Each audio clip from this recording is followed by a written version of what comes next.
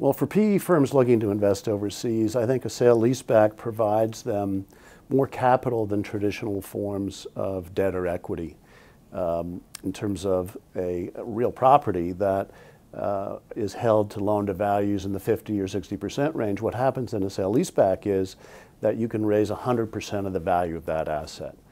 Furthermore, you can come back to the well again and again. We just closed a deal in Europe where we financed an acquisition of a company, and that management team came back to us now 3 times for helping them expand their business.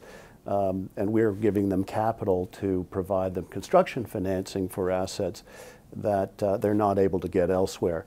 And since we have a lease in place that's very long-term in nature, it provides them with capital that really other forms of debt or equity does not provide. Well, I think globally, sale-leaseback financing is slowly emerging as an acceptable form of financing.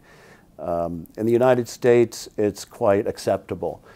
In Europe, it's about 10 years old. It's growing quite fast, but I think that most managers and most boards of European companies are hesitant to sell their real property. And then in the Far East, it's really something that is quite novel.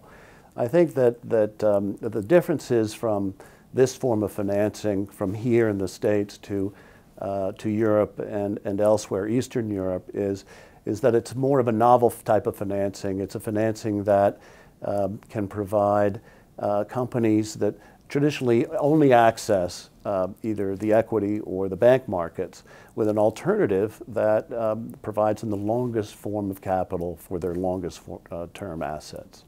I think 2 or 3 of the most unique things about international sale-leasebacks is having contend with a different banking structure over there than we do in the United States.